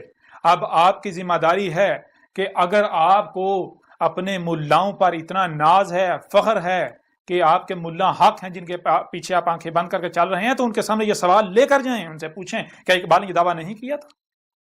سوال کریں ان سے۔ اب پتہ چلتا ہے آپ کے حق ہونے کا۔ اور اگر آپ بغیر تحقیق کے، بغیر غور و فکر کیے، بغیر بات مکمل سنے فتوے لگاتے ہیں، گالیاں دیتے ہیں، طرح طرح کے الزامات لگاتے ہیں، بہتانات باندھتے ہیں، ملامتیں کرتے ہیں، تو پھر جان لیں دو وجوہات ہیں اس کی۔ پہلی وجہ کہ آپ کو آپ کے ملاؤں پر اعتماد نہیں ہے۔ کیوں؟ کہ یہ ٹھیکیداری تو آپ نے ان کو دی ہوئی ہے نا، تو جو دین کے ٹھیکیدار آپ نے بنائے ہوئے ہیں ان کو سامنے لائیں، ان سے سوال کریں، انہیں کہیں کہ ہم تو حق کے طلبگار ہیں، ہم نے آخرت میں جہنم میں نہیں جانا، نسل در نسل کیا چلتا رہا ہے، ہمیں اس سے کوئی سروکار نہیں، ہمیں جو اللہ کے رسول ہیں ان کی سنت پر چلنا ہے، جو انہوں نے کیا۔ ہمیں آج اس وقت دنیا میں لایا گیا تو ہمیں یہ جاننا ہے اس وقت ہمیں دنیا میں کیوں لایا گیا۔ کیا ابراہیم نے یہ کیا تھا؟ بار بار تمہیں قرآن میں بھی کہا گیا ابراہیم کی ملت پر قائم ہو جاؤ، ہر طرف سے کٹ کے ابراہیم کی ملت پر قائم ہو جاؤ، تو کیا ابراہیم نے یہ کیا تھا؟ یا پھر ابراہیم نے یہ کہا تھا کہ یہ بھی کہہ رہا ہے میں حق پر ہوں، وہ بھی کہہ رہا ہے میں حق پر ہوں، ہر ایک کہہ رہا ہے میں حق پر ہوں، لیکن ہر کوئی آپس میں اختلاف کر رہا ہے؟ ایسا کیسے ہو سکتا ہے کہ سارے حق پر ہیں؟ ہاں، کس بنیاد پر ہر کوئی کہہ رہا ہے میں حق پر ہوں؟ ہر کوئی اسی کو حق کہہ رہا ہے جس پر اس نے اپنے باپ اجداد کو پایا، جو اس نے نسل در نسل اس تک چلتا آیا۔ تو ابراہیم نے کیا کیا؟ ابراہیم نے یہ نہیں کیا کہ جو نسل در نسل چلا رہا ہے اسی پر ڈٹ گیا، نہیں یہی آ کر، نہیں، ابراہیم نے تحقیق کی، ہر فرقے کو چھان مارا، جب غور و فکر کیا، تحقیق کی، تو پتہ چلا یہ سارے کے ساری باطل ہیں، یہ تو اندھو کی طرح اپنے باپ اجداد کے پیچھے چال رہے ہیں۔ ابراہیم نے کہا میں کفر نہیں کروں گا، میں سنتا اور دیکھتا ہوں، اللہ نے مجھے اسے سمجھنے کی صلاحیت بھی دی، اور پھر جو ان کانوں سے، ان آنکھوں سے سنائی اور دکھائی نہیں دیتا اسے سننے دیکھنے کے لیے، یعنی جو کہ غائب ہے، اللہ نے میرے سینے میں دل رکھا۔ دل وہ سنتا ہے، وہ دیکھتا ہے جو کان نہیں سنتے، جو آنکھیں نہیں دیکھ سکتی، آنکھوں سے، کانوں سے سنا نہیں جا سکتا، آنکھوں سے دیکھا نہیں جا سکتا۔ تو ابراہیم نے کیا کیا؟ ابراہیم نے غور و فکر کیا، تحقیق کی، اور ابراہیم نے جانا کہ آج اس وقت میں دنیا میں بھیجا گیا ہوں تو آخر کیوں؟ جب ابراہیم کے اوپر حق واضح ہوا تو ابراہیم نے کیا کیا؟ پھر ابراہیم نے حق کا اعلان کیا۔ جب ابراہیم نے حق کا اعلان کیا تو پھر ابراہیم کے خلاف بھی بالکل وہی ہوا جو آج آپ لوگ میرے خلاف کر رہے ہو، بالکل وہی، یہی آگ ابراہیم کے خلاف جلائی گئی تھی، جو آگ آج آپ ابراہیم کے، جو آج آپ جو ہے وہ میرے خلاف جلا رہے ہیں، آج آپ کر رہے ہیں، یہی آگ ابراہیم کے خلاف۔ وہ ابراہیم کیا ہے؟ اللہ نے کیا کہا قرآن میں؟ ابیکم ابراہیم، تمہارا ابا ابراہیم ہے۔ اگر آپ ابراہیم کو ابا بنائیں اور وہی آپ کے ساتھ نہ ہو جو ابراہیم کے ساتھ ہوا، یہ کیسے ممکن ہے؟ تو آپ خود غور کریں کہ کون ابراہیم کو ابا بنا رہا ہے؟ میں ابراہیم کو ابا بنا رہا ہوں یا آپ لوگ؟ کون کہاں کھڑا ہے؟ میں اس مقام پر کھڑا ہوں جہاں ابراہیم کھڑا تھا، اور آپ اس مقام پر کھڑے ہیں جہاں ابراہیم کے دشمن کھڑے تھے، وہ جو نسل در نسل اسی پر چلتے آ رہے تھے، جس پر انہوں نے اپنے باپ اجداد کو پایا۔ غور و فکر نہیں کرنا، جو سنا اسی کے اوپر چل پڑے، جو دیکھا اسی کے اوپر چل پڑے، سمجھنا نہیں۔ وہ عقل کے اندو، اگر جو سنائی اور دکھائی دے رہا اسے سمجھنا نہیں تو تمہیں یہ دماغ کیوں دیا، یہ کھوپڑ کیوں دیا؟ بہرحال واپس آئیں تو اقبال نے مثال کے طور پر دیکھیں، ایک اور مقام پر اقبال کا کہنا ہے، اقبال نے کہا مینارہ دل پہ اپنے خدا کا نزول دیکھ، اب انتظار مہدی و عیسیٰ بھی چھوڑ دے۔ تو جب اقبال کے اوپر یہ حقائق واضح ہوئے تھے تو اقبال نے یہ کہا، اقبال نے کہا کہ مینارہ دل پہ اپنے خدا کا نزول دیکھ۔ اقبال نے کہا میرے دل پہ اب میری خودی میرے اوپر نمودار ہو گئی، تو میرے دل پر، میرے دل کے مینارے پر میرا خدا اتر رہا ہے۔ اب یہ جو اقبال نے کہا جو میں بول رہا ہوں یہ میرا خدا بول رہا ہے، میری خودی بول رہی ہے۔ خودی کیا ہے؟ وہ سورہ الحشر کی آیت نمبر 19 میں وَلَا تَكُونُوا كَالَّذِينَ نَسُوا اللَّهَ فَأَنسَاهُمْ أَنفُسَهُمْ، اس کے اوپر بھی بات کریں گے، بڑی ڈیٹیل کے ساتھ، تفصیل کے ساتھ بات کریں گے اس میں کیا کہا گیا اور جو فراڈ کیا گیا وہ بھی آپ کے سامنے رکھیں گے۔ بہرحال یہ جو بھی باتیں کی ہیں سب کے سب حقائق آپ کو اس الکتاب میں، اس میں بینات ہیں، آیات بینات، آیات القرآن میں ہیں، وہ جو آپ کے دونوں ہاتھوں کے درمیان ہے اس کی بینات اس میں ہیں، یہ دیکھ لیں۔ یہ 3 حصوں پر مشتمل الکتاب اور آن لائن 7 حصوں پر مشتمل، جس کا لنک آپ ویڈیو ڈسکرپشن وغیرہ میں لے سکتے ہیں، ہمارے مختلف جو یعنی کہ مختلف جگہوں سے آپ کو مل جائے گا۔ تو یہ ہے، اقبال کہہ رہا ہے مینارہ دل پہ اپنے خدا کا نزول دیکھا، اب انتظار مہدی و عیسیٰ بھی چھوڑ دے۔ اب اقبال کیا کہہ رہا ہے؟ اقبال تو تمہارے مہدی و عیسیٰ کا کفر کر رہا ہے، وہ کہہ رہا ہے اب کسی مہدی و عیسیٰ نہیں ہے نا اسے۔ اقبال نے کہا اب اس دور کا میں ہی مہدی ہوں، اس دور کا میں ہی عیسیٰ ہوں، یہ اقبال دعویٰ کر رہا ہے۔ اب آئیں میدان میں، یہ صرف چند ایک حوالوں سے آپ کے سامنے رکھا ہے، اس کے علاوہ درجنوں مقامات پر اقبال نے دعویٰ کیا ہے، درجنوں مقامات پر۔ اگر کسی میں ہمت ہے تو وہ انہی کو غلط ثابت کر دے، پتہ چل جائے گا۔ اس کے علاوہ اقبال نے جو آپ کی جو روایات جن کو آپ حدیث کا نام دیتے ہیں ان کے بارے میں جو کچھ کہا، یہ جو آج جو کچھ ملا ہیں، اقبال نے اپنی جو پہلی زندگی میں کہا اس کو چھوڑ دیں۔ پہلے اقبال نے خود کلیم کیا، خود اقبال نے اقرار کیا کہ پہلے تو میں صوفی و ملا کا غلام تھا، میں گمراہ تھا، پہلے میں صوفی و ملا کی گن گاتا تھا، میں ان کے پیچھے چل رہا تھا، لیکن جب میرے اوپر میری خود ہی نمودار ہوئی تو مجھے پتا چلا کہ یہ صوفی و ملا جو ہیں، یہ جتنے ملاٹے ہیں، یہ اللہ کے کتنے بڑے دشمن ہیں۔ یہ وہ وجہ تھی جس وقت اقبال کے اوپر بھی فتوے لگائے گئے، اقبال کے ساتھ دشمنی کی گئی، کیونکہ ان ملاؤں نے اسی وقت بانپ لیا تھا اگر اقبال جو اس کو رستہ دیا گیا تو یہ ہماری جڑیں کاٹ دے گا۔ یہ وجہ تھی جس وقت اسی وقت انہوں نے اقبال کو جو ہے پنپنے نہیں دیا تھا۔ بہرحال اقبال کے بارے میں کیا کہتا ہوں، میرا کیا کہنا ہے، آپ کو اس وقت تک سمجھ نہیں آئے گی جب تک کہ آپ اسے نہیں پڑھتے۔ اس کو جب آپ پڑھیں گے تو اس میں وہ حقائق ہیں کل کائنات کے بارے میں، آپ کے اپنے جسم کے بارے میں، آپ کیسے وجود میں آئے، آیا کہ ارتقا سے آئے، ارتقا ہوا تو کیسے ہوا، کس طرح ہوا، آیا کہ آپ جو ہے وہ جو آدم و حوا والے قصے کہانیاں ہیں، ہر سب کے سب حقائق آپ کی، یعنی کہ وہ حقائق ہیں کائنات کے کہ دنیا کی کوئی طاقت، بڑے سے بڑے سائنسداں جو ہیں وہ بھی غلط ثابت نہیں کر سکتے، وہ بھی سرنڈر کر جائیں گے کہ جہاں سائنس نہیں پہنچی وہ مجبور ہو جائیں گے سوچنے میں، جہاں سائنس نہیں پہنچی وہاں کے بارے میں لکھنا، اس میں لکھنا یہ کیسے ممکن ہے ایک ہی صورت میں کہ جس کا وجود ہے وہی لکھ سکتا ہے۔ اور اس وقت آپ کے ساتھ کون کلام کر رہا ہے؟ اس کے ساتھ وہی کلام کر رہا ہے، اللہ کلام کر رہا ہے اس کے ساتھ، اس وقت آپ کے ساتھ۔ اگر آپ دشمنی کرتے ہو اللہ کے ساتھ تو جان لو اللہ کو تم لوگ عاجز نہیں کر سکو گے۔ اور بھی مثال کے طور پر جب میں نے کہا کہ آدھے سے زیادہ قرآن میری تاریخ ہے، قرآن میں میرا ایک جگہ پر نہیں سینکڑوں مقامات پر میرا ذکر ہے۔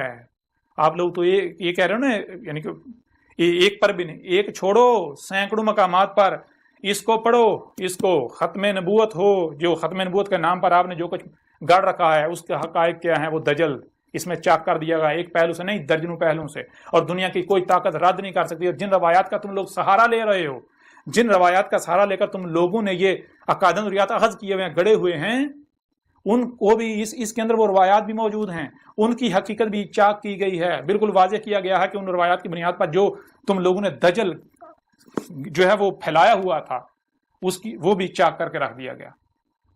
بہرحال اب آپ پر ہے کہ آپ اندھوں کی طرح اپنے ملاؤں کے پیچھے چلنا چاہتے ہیں یا پھر آپ حق کے طلبگار ہیں۔ اگر آج آپ حق سے کفر کرتے ہیں تو پھر جان لیں کہ یہ مقابلہ کس کے ساتھ ہے، آپ کا انجام بالکل وہی ہونے والا ہے جو قوم نو کا ہوا، وہی جو قوم عاد کا ہوا، وہی جو قوم سمود کا ہوا، وہی جو قوم شعیب کا ہوا، وہی جو قوم لوط کا ہوا، وہی جو آل فرعون کا ہوا۔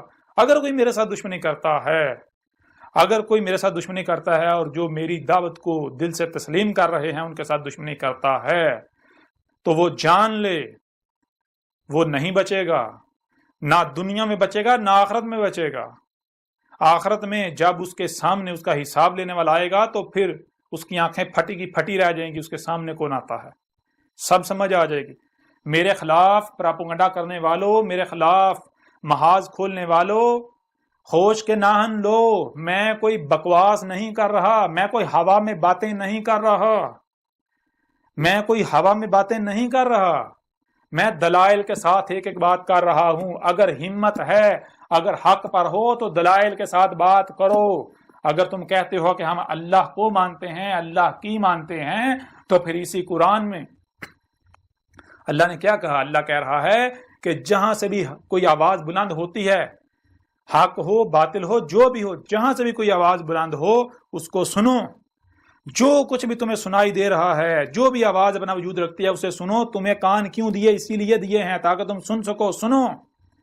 اور صرف سننا ہی نہیں، پھر جو دکھایا جا رہا ہے وہ دیکھو، صرف دیکھنا نہیں بلکہ جو سنتے اور دیکھتے ہو اسے سمجھنے کی صلاحیت دی تمہیں، اسے سمجھو۔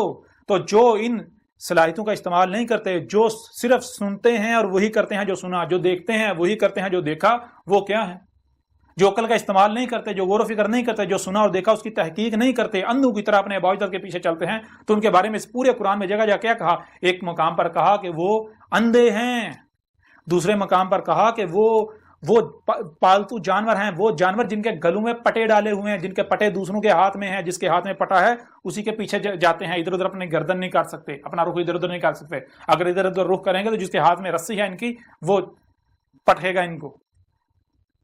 اور مقام پر کہا کہ وہ کیا ہیں؟ وہ خنزیر ہیں۔ ایک اور مقام پر کہا کہ وہ قرادہ ہیں۔ قرادہ کا مطلب کیا ہے؟ قرادہ کا مطلب ہے کرا اور رد، گول والی تے اس کا اظہار کریے، جو کرا کیا اس کو رد کر دینا۔ کرا کہتے ہیں جو بھی آپ نے سنا دیکھا، جو بھی آپ نے سنا جو دیکھا، جو یعنی کہ جو پڑھا کیسے جاتا ہے؟ تو یہ جو بھی آپ کے سامنے آیا تو اس کو رد کر دینا، اسی کو پھیر دینا، وہی کر دینا بغیر سمجھے۔ یہ خصلت کس میں پائی جاتی ہے؟ یہ خصلت بندر میں پائی جاتی ہے۔ بندر جو دیکھتا ہے وہی ریپیٹ کرتا ہے، وہ سمجھتا نہیں ہے۔ وہ عقل کے اندر تمہیں کیا صرف سننے اور دیکھنے کی صلاحیت دی گئی یا پھر سمجھنے کی صلاحیت دی گئی جو سنتے اور دیکھتے ہو؟ تو اگر تم جو سنتے اور دیکھتے ہو بغیر سمجھے اس کے اوپر عمل کرتے ہو، بغیر سمجھے اس کے پیچھے چلتے ہو، تو تم پھر کیا قرادہ نہیں ہو؟ جو سنا جو دیکھا بغیر سمجھے اسی کو پھیر رہے ہو، وہی کر رہے ہو۔ پھر اور مقام پر کیا کہا گیا کہ یہ الاموات ہیں، یہ تو زندہ ہی نہیں ہے، ان کا زندہ یعنی کہ زندہ ہونا نہ ہونا ایک برابر ہے، یہ الاموات ہیں. یہ ایسے ہی جیسے ایک شے ہے تو صحیح، لیکن اس کے وجود کا کوئی فائدہ نہیں ہے، کوئی مقصد نہیں، بے مقصد بیکار ہے، اس کا نہ ہونا ہی یعنی کوئی ایسے جیسے ہے ہی نہیں، اس کا ہونا نہ ہونا ایک برابر ہے. پھر ایک اور مقام پر کہا کہ یہ القبور میں ہے، قبروں میں ہے. یہ میٹیریل باڈی جیسے اس سے پہلے چوپایوں کی صورت میں یا اور مخلوقات کی صورت میں ابھی بھی وہی یہ مادہ جو ہے یہ 4 پاؤں کی صورت میں حالت قبر میں ابھی بھی ہے، قبور میں ہے. اور ایسوں کو تم سنا نہیں سکتے، دکھا نہیں سکتے. کیوں؟ کیونکہ ان کے یہ اندھے ہو چکے ہیں. اور اندھے، یہ آنکھیں اندھی نہیں ہوتی، آنکھیں تمہیں ظاہر دکھاتی ہیں، کان تمہیں ظاہر سناتے ہیں. اور جو مکمل جو ہوتا ہے، مکمل صرف وہ نہیں جو ظاہر ہے، مکمل تو جو باطن ہے، جب تک وہ سامنے نہیں آئے گا تب تو مکمل نہیں ہوگا. کوئی بھی شے آپ اپنے سامنے رکھ لو، کوئی بھی، تم اپنی ذات کو لے لو، کیا تم وہ ہو جو سامنے نظر آ رہے ہو، یا پھر باطن کو ملایا جائے گا تب تم مکمل ہوگا. کوئی بھی شے لے لو، کسی شے کو سامنے رکھ لو، اس کا مکمل وجود کب سامنے آئے گا؟ جب ظاہر و باطن دونوں کو سامنے رکھا جائے گا. تو ظاہر تو دکھاتی ہیں یہ آنکھیں، سر کی آنکھیں، باطن کیسے دیکھتی ہو؟ تم تو باطن دیکھ نہیں رہے. باطن دکھاتی ہیں باطن آنکھیں، جو آنکھیں اندر چھپا کر رکھی ہیں. کون سی؟ تمہارے سینوں میں دل، جن کے دل زندہ ہیں. یہ آنکھوں سے اندھا ہونا اندھا نہیں ہوتا، دل ہیں سینوں میں جو اندھے ہو جاتے ہیں. بہرحال اب آپ کے اوپر ہے کہ آپ اندھوں کی طرح مجھے گالیاں دیتے ہیں. اب وہی کرتے ہیں جو قوم نوح نے کیا تھا، قوم عاد نے کیا تھا، قوم ثمود نے کیا تھا، جو قوم شعیب نے کیا تھا، جو قوم لوط نے کیا تھا، جو آل فرعون نے کیا تھا. تو پھر انجام آپ کو ان سے مختلف نہیں ہونے والا. بار بار کہہ رہا ہوں، جان لیں عذاب آپ کے سر کے اوپر کھڑا ہوا ہے. جو کہتے ہیں کہ اس کا قرآن میں ذکر نہیں ہے، آدھے سے زیادہ قرآن میری تاریخ ہے، یہ اس کے اندر کھول کے رکھ دیا. دنیا کی کوئی طاقت اس کا رد نہیں کر سکتی. اگر دنیا کی کوئی طاقت رد کر دے تو یہ جو سب سے زیادہ جن کو پریشانی لاحق ہے پاکستان میں، پاکستانی قوم، چلیں آپ کو ایک چیلنج دیتا ہوں. آپ کے ملک پر کتنا قرضہ ہے؟ آپ کے ملک پر آپ کے وزیر اعظم کا کہنا ہے کہ 28 سے 30 ہزار ارب روپے قرضہ ہے، بیرونی قرضہ جو ہے.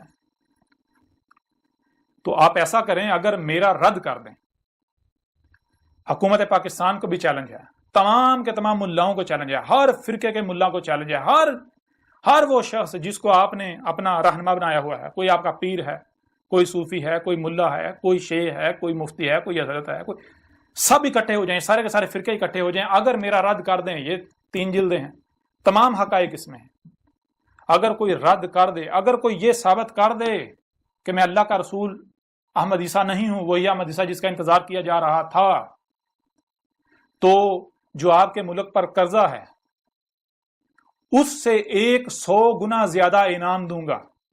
نہ صرف آپ کے ملک کا قرضہ اتر جائے گا، بلکہ آپ دنیا کے امیر 3 ملکوں میں شمار ہو جائیں گے. اور اس کے علاوہ آپ کے ملک کے جتنے افراد ہیں، جتنی آبادی ہے، فی فرد کے حساب سے 1 ارب انعام دیا جائے گا آج. اور اس کے علاوہ میں اپنے آپ کو پیش کروں گا پوری دنیا کے سامنے، مجھے پھانسی دے دی جائے، میری گردن اتار دی جائے. اور اگر آپ مجھے باطل ثابت نہیں کر سکتے، کر پاتے، جو کہ ممکن ہی نہیں ہے کہ دنیا کی کوئی طاقت مجھے باطل ثابت کر سکے، تو پھر کیا میں آپ سے کوئی انعام نہیں مانگتا، بالکل نہیں، 1 پیسہ بھی نہیں مانگتا، کیونکہ پیسوں کا لالچ آپ کو ہے، محتاج آپ لوگ ہو، بھیکیں آپ مانگ رہے ہو. مجھے آپ سے پیسوں کی ڈیمانڈ نہیں، کم از کم قتل کی سزا تسلیم کرو جو تم نے خود تجویز کی ہے. تم خود کہتے ہو نا کہ قذاب کی سزا قتل ہے، تو ٹھیک ہے، جو قذاب ہے اس کی سزا قتل. اگر میں قذاب ثابت ہوتا ہوں تو پوری دنیا کے سامنے مجھے پھانسی دے دی جائے، میری گردن اتار دی جائے، میرے جسم کے ٹکڑے ٹکڑے کر دی جائے، کہ بوٹی کر دی جائے. اور اگر میں قذاب ثابت نہیں ہوتا، تم لوگ قذاب ثابت ہوتے ہو، جو کہ میں نے اس میں قذاب ثابت کر دیا، تو پھر کیا یہی سزا تمہیں منظور ہے؟ اگر یہی سزا منظور ہے تو آ جاؤ میدان میں، آ جاؤ. اگر تم لوگ مجھے باطل ثابت نہیں کرتے، مجھے غلط ثابت نہیں کرتے، مجھے قذاب ثابت نہیں کرتے، اور الٹا خود قذاب ثابت ہو جاتے ہو، تو کیا تمہیں اور جو تمہارے ماننے والے ہیں وہ سب اس سزا کے لیے تیار ہیں کہ انہیں پوری دنیا کے سامنے پھانسی دے کے دنیا سے آپ کو یعنی کہ آپ سے دنیا کو پاک کر دیا جائے؟ آپ جیسے مشرکین سے اگر ہمت ہے تو میدان میں آ جائیں، جان لیں. یہ جو قرآن جو آپ کے دونوں ہاتھوں کے درمیان ہے، اس میں کیا لکھا ہوا ہے؟ اس میں تو بالکل واضح ہے. ایک طرف رسولوں، دیکھیں رسولوں کو سامنے رکھیں، رسولوں کے بارے میں قرآن میں کیا لکھا ہے؟ پورے قرآن میں رسولوں کے بارے میں یہ لکھا ہے، کسی ایک بھی رسول نے یہ نہیں کہا کہ میں تمہیں منوانے کے لیے آیا ہوں، کسی ایک بھی رسول نے یہ دعویٰ نہیں کیا کہ میں منوانے کے لیے، ہر رسول نے یہ کہا کہ میرے اوپر صرف یہ ہے کہ میں نے کھول کھول کے پہنچانا ہے بس۔ اور منوانا جس کا کام ہے وہ منوا لے گا، منوانا میرے رب کا کام ہے، منوا لے گا۔ جس دن میں اپنی ذمہ داری پوری کر دوں گا، پیغام کھول کھول کر پہنچا دوں گا، اس کے بعد میرا رب منوا لے گا۔ دیکھیں ہاں کیسے منواتا ہے، پھر پتہ چلے گا تم مانتے ہو یا نہیں مانتے۔ ہر رسول نے یہ کہا، کسی ایک بھی رسول نے یہ نہیں کہا کہ میں وکیل بنا کر بھیجوں گا۔ وکیل کا کام ہوتا ہے منوانا۔ کوئی کہتا ہے کہ مجھے تم یہ چیز، میرا یہ مطالبہ پورا کرو، میں مان جاؤں گا، تو اگر اس کا مطالبہ پورا کیا جائے تو یہ ہے وکالت کرنا؟ نہیں، یہ نہیں ہے۔ وہ بھائی ہر رسول کا کام ہوتا ہے حق جو ہے وہ کھول کھول کر پہنچا دینا۔ کوئی مانتا ہے مانے، نہیں مانتا نہ مانے، ہر رسول کی یہ دعوت رہی۔ ہر رسول نے اپنے امتی کو، اپنے ماننے والے کو یہی کہا تمہاری ذمہ داری یہ ہے، منوانا تمہاری ذمہ داری نہیں ہے، منوانا اللہ کا کام ہے۔ اور دوسری طرف جو باطل ہیں، باطل کا کام اس کے بعد دلیل نہیں ہوتی، وہ کہتا ہے کہ ہاں اسی پر چلو جس پر ابا اجداد کو پایا۔ وہ کہتا ہے غور و فکر نہیں کرنا۔ حق کیا ہے؟ اسی قرآن میں اللہ کہہ رہا ہے، کیا کہہ رہا ہے؟ اللہ تو بار بار یہ کہہ رہا ہے، اللہ کہہ رہا ہے کہ جان لو حق جو ہے، حق بےہودہ قسم کی بے قسم کی لاٹھیوں کا محتاج نہیں ہوتا کہ نہ اس کی نہ سننا، اس کی نہ سننا، اس کے پیچھے نہ جانا، تمہارا ایمان خراب ہو جائے گا۔ ایمان نہ ہوا، دودھ ہو گیا جو تھوڑی دیر گرمی میں پڑا خراب ہو جائے گا۔ ہے عجیب بات، ایمان کا تمہیں پتہ نہیں ایمان کہتے کسے ہیں؟ تم نے تو تم تو اسی کو حق کہہ رہے جو تم نے سنا، تحقیق تم نے کی نہیں، غور و فکر تم نے کی نہیں، کسی چیز کا تمہیں نہیں پتا۔ تمہارا اللہ کیا کہہ رہا ہے؟ اللہ تو بار بار یہ کہہ رہا ہے، اللہ کہہ رہا ہے حق کی نشانی یہ ہے کہ حق جب بھی سامنے آتا ہے، حق کہتا ہے کہ بھائی اپنے گھوڑے دوڑا لو۔ حق سب سے پہلے حق کی علامت، حق کی پہچان یہ ہے، حق سب سے پہلے آپ کو آزاد کرتا ہے، آپ کے ہاتھ کھولتا ہے، آپ کی ٹانگیں کھولتا ہے، آپ کے ہاتھ پاؤں کھول کے آپ کو آزاد کرتا ہے، آپ کی آنکھیں کھول کے آزاد کرتا ہے، آپ کے کان کھول کے آزاد کرتا ہے، دماغ کھول کے آزاد کرتا ہے، دل کھول کے زندہ کر کے آزاد کرتا ہے۔ آزاد ہو جاؤ، تحقیق کرو، اپنے گھوڑے دوڑاؤ، اپنے جہاں تک جا سکتے ہو جاؤ، جو بھی حق کا دعوے دار ہے سنو اس کی۔ بالآخر اگر تم حق کے طلبگار ہو تو بالآخر تمہیں یہاں آنا پڑے گا، تمہارے اوپر واضح ہو جائے گا کہ یہ حق ہے۔ اور اگر کوئی باطل ہے تو باطل کی پہچان یہ ہے کہ باطل سب سے پہلے آپ کا رستہ بند کرتا ہے، آپ کے ہاتھ باندھتا ہے، آپ کے پاؤں باندھتا ہے، آپ کی آنکھیں بند کرتا ہے، آپ کے کان بند کرتا ہے۔ اور وہ یہ نہیں کہتا کہ میں باطل ہوں، دیکھو اگر تم اس کی بات سنو گے تو تمہارے اوپر باطل واضح ہو جائے گا، حق واضح ہوگا۔ نہیں، وہ ایسا نہیں کہتا۔ وہ طرح طرح کی ملامتوں سے ڈرا کر، طرح طرح کے اس نے مفروضے کڑے ہوئے ہوتے ہیں تاکہ اس کو باطل کو پتہ ہے اگر لوگوں نے اس کی بات سن لی، باطل تو ہر لمحے کانپ رہا، اس کی ٹانگیں باطل کی کانپ رہی ہوتی ہیں، باطل کو ہر لمحے خوف ہوتا ہے کہ کہیں حق سامنے نہ آ جائے۔ اس وجہ سے وہ لوگوں کی ہاتھ منہ باندھتا ہے، ان کے آنکھیں کان بند کرتا ہے، نہ اس کی نہ سننا، اس کی طرف نہ جانا، اس کے قریب نہ جانا، اس کی نہ سننا۔ کیوں؟ اس کو پتہ ہے، باطل کو پتہ ہے اگر اس نے اس کی بات سن لی، اگر انہوں نے اس کی بات سن لی، اس کی طرف چلے گئے تو کہیں ایسا نہ ہو کہ میری جڑیں کٹ جائیں، میری بنیادیں کٹ جائیں۔ باطل کو ہر لمحے خوف لاحق ہوتا ہے، اس وجہ سے باطل روکتا ہے، نہ اس کی نہ سننا، اس کے پیچھے نہ جانا، اس کے پیچھے نہ جانا، اس کی نہ سننا، اس کی نہ سننا۔ یہ ہے حق و باطل کی نشانی جو قرآن بتاتا ہے۔ اب اگر آپ لوگ حق پر ہو تو اپنے آپ کو قرآن سے حق ثابت کرو۔ جو لوگ آپ کر رہے ہو، کیا یہی ہر رسول نے کیا؟ کیا یہی محمد نے کیا تھا؟ کہ یہی محمد تو ابراہیم کی ملت کو واضح کرنے آیا تھا نا، تو کیا یہی ابراہیم نے کیا تھا؟ یہی موسیٰ نے کیا تھا؟ یہی عیسیٰ نے کیا تھا؟ یہی اس سے پہلے جو ہے یعنی کہ پیچھے جائیں شعیب نے کیا تھا، لوط نے کیا تھا، مزید اور پیچھے چلے جائیں، کیا یہی جو ہے وہ ہندو جسے رام کہتے ہیں، قرآن میں اسے ہود کہا گیا، رام ہود، کیا رام نے بھی یہی کیا جسے قرآن میں ہود کہا گیا؟ کیا کرشنا ہندو جسے کرشنا یا کرشن کہتے ہیں، قرآن میں اسے عاد کہا گیا، عاد اللہ کا رسول، کیا عاد نے یعنی کرشنا نے بھی یہ کیا تھا؟ نہیں، بالکل نہیں۔ کرشنا نے کیا کہا تھا؟ رام جو کہ یعنی ہود، اس نے کیا کہا تھا؟ وہ بھی سب کھول کھول کر واضح کیا جائے گا۔ کچھ لوگ سوال کر رہے ہیں جی آپ جو ہے وہ سارا آپ نے یعنی کہ اسلام کو سارے کے سارے یہ جو روایتی اسلام چلا آ رہا ہے آپ نے اس سارے کے سارے کو غلط کہہ دیا، یہ نمازیں حج روزے کا یہ سب کا سب باطل ہے، یہ حق نہیں ہے، تو باقی کیا مذاہب سارے حق پر؟ ان کے خلاف بات نہیں کی۔ اس وقت آپ سے مخاطب ہیں تو آپ کے بارے میں بات کی جائے گی نا، اب پریشان نہیں ہوں، ان سے بھی مخاطب ہوں گے، ہم ان سے بھی خطاب کریں گے، ان سے بھی بات کریں گے، ان سے بھی بات کریں گے کہ تم یہ کرشنا کے نام پر کیا کر رہے ہو، تم یہ رام کے نام پر کیا کر رہے ہو، اور جو نبیین تھے جن کو تم نے طرح طرح کے نام دیے ہوئے ہیں، اور اس کے علاوہ جو کذاب تھے ان کے بارے میں جو تم نے جو کچھ عقائد ضروریات گاڑ رکھے ہوئے ہیں، ان کے اوپر ان سے جب بات کریں گے سب کچھ کھول کھول کے رکھ دیں گے، ان کو بتائیں گے بھائی یہ ہولی کیا ہے، دیوالی کیا ہے، ان کو بتائیں گے یہ جو تم یہ تو کہتے ہو گنگا میاں میں اشنان کرنا یہ کیا ہے، ان کو بتائیں گے رام کیا ہے، سیتا کیا ہے، ان کو بتائیں گے راون کیا ہے، سب کچھ کھول کھول کے رکھ دیں گے. دنیا کا کوئی ہندو بڑے سے بڑا پنڈت جو ہے اس کو کہیں گے جا اپنی کتابوں میں دیکھ، جو تمہاری وید ہیں ان میں دیکھ، جو پران ہیں ان میں دیکھو، مہابھارت میں دیکھو، مہابھارتا جو ہے، گیتا اٹھاؤ اس میں دیکھو. دنیا کی کوئی طاقت غلط ثابت نہیں کر سکے گی. کوئی ہندو بھی، عیسائیوں کو لے لیں، ان سے بھی بات کی جائے گی. جو کچھ عیسائی کر رہے ہیں عیسیٰ سے منسوب کر کے، عیسیٰ نے تو یہ کہا ہی نہیں تھا عیسیٰ ابن مریم نے، سوال پیدا نہیں ہوتا. جو کہ یہودی کر رہے ہیں، جیوز جو ہیں موسیٰ سے منسوب کر کے، اس کے علاوہ جو بدھ مت کر رہے ہیں، ہر ایک کے بارے میں سب کچھ کھول کھول کے واضح رکھا کیا جائے گا. آپ پریشان نہیں ہوں، آپ بالکل پریشان ہیں. اور جو سائنس کے متوالے ہیں، آپ اگر حق جاننا چاہتے ہیں تو یہ اسے ایک بار پڑھیں. اگر آپ واقعتاً حق کے طلبگار ہیں تو یہ موقع دوبارہ نہیں آئے گا. اسے ایک بار پڑھیں، آپ کے اوپر سب حقائق کھل کر واضح ہو جائیں گے. کائنات کے انگ انگ کے راز ہیں اس میں، کائنات کے انگ انگ کے راز اس میں. آپ کے اپنے بارے میں جو ہے وہ انتہائی باریک راز، ایسے راز جن تک آج سائنس میں نہیں پہنچی. اور اگر کوئی سائنسدان ہے بڑے سے بڑا، وہ بھی کسی ایک بات کا رد نہیں کر سکتا، کسی ایک بات کا بھی. کہاں کہاں پر سائنس غلط ہے سب کھول کھول کے رکھ دیا. بڑے سے بڑے سائنسدان بھی آج وہ مجبور ہو جائیں گے یہ کہنے پر کہ یہ جس نے لکھی ہے یہ کسی انسان کا کام نہیں ہے، یہ اسی کا کلام ہے جس کا یہ وجود ہے، جس کی یہ کائنات ہے، جس کا یہ وجود ہے، یہ اس کا کلام ہے. تو اگر آپ حق پر ہیں تو پریشانی کس بات کی، ڈر کس بات کا، خوف کس بات کا؟ آئیں میرا رد کریں، مجھے غلط ثابت کریں. اگر غلط ثابت کر دیں تو جو انعام رکھا ہے وہ آپ کو دیا جائے گا. آپ کا جو ملک کا قرضہ ہے اس کا 1000 گنا آپ کو انعام آپ کی حکومت کو دیا جائے گا، ریاست کو. اگر پاکستانی ریاست مجھے غلط ثابت کر دے، مجھے باطل ثابت کر دے، مجھے کذاب ثابت کر دے، تمام ملاؤں جن کو اکٹھا کرنا سب کو اکٹھا کر دے، اگر مجھے کذاب میری الکتاب رد کر دے، تو پاکستانی ریاست کے اوپر جتنا قرضہ ہے اس کا 1 کروڑ گنا انعام دیا جائے گا پاکستانی ریاست کو. اور جو عوام ہے فی کس 1 ارب روپیہ دیا جائے گا آج میدان میں. اگر کوئی ملا کوئی بھی مجھے کذاب ثابت کر دے، افواہوں سے نہیں، منہ سے نہیں، یہ جو منہ سے پھونک نکالتے ہیں اس کا کوئی فائدہ نہیں. دلائل سے میں منوانے نہیں آیا، مانو گے، ہر کوئی مانے گا. لیکن اسی طرح جیسے فرعون مانا تھا، آل فرعون مانے تھے، جیسے قوم نوح مانی تھی، قوم عاد مانی تھی، قوم سمود مانی تھی، قوم شعیب مانی تھی. تمہاری ساری تاریخ تو اسی قرآن میں موجود ہے. جو کچھ تم کر رہے ہو سب کچھ ہر چیز سامنے آ جائے گی.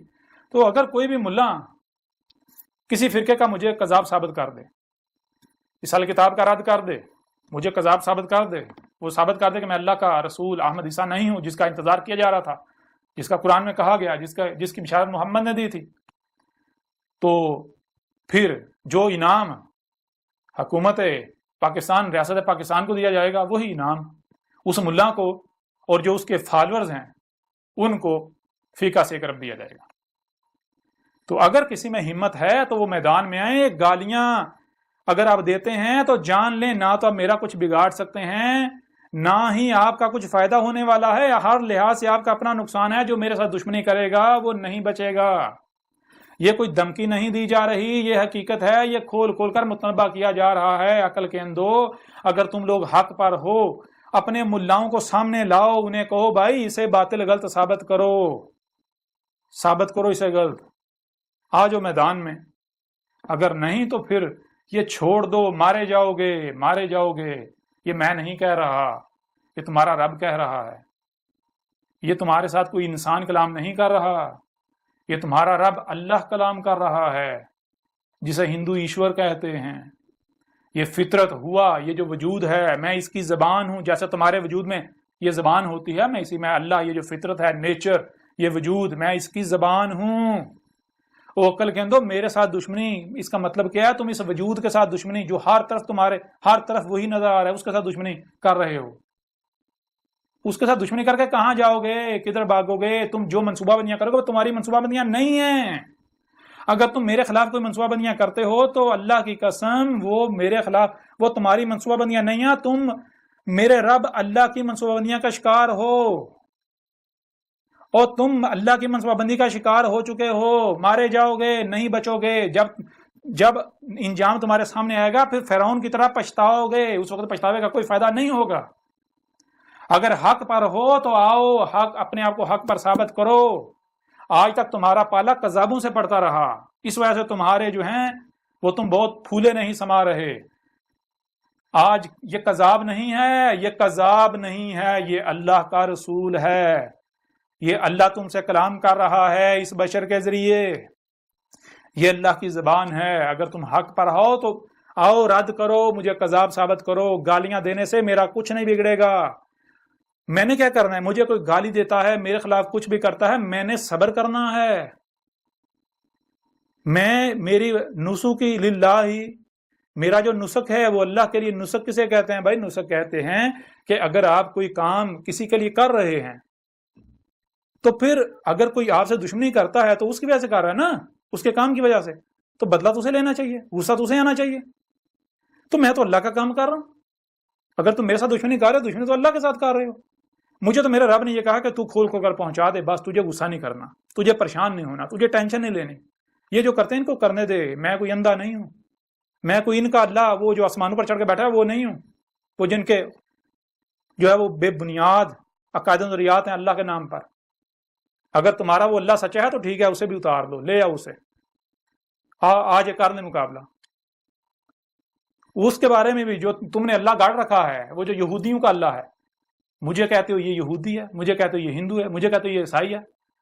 عیسائی تم ہو، یہودی تم ہو، ہندو تم ہو، سارے سگے بھائی ہو. فرق یہ ہے بچھڑے ہوئے ہو آپس میں اختلافات کی وجہ سے.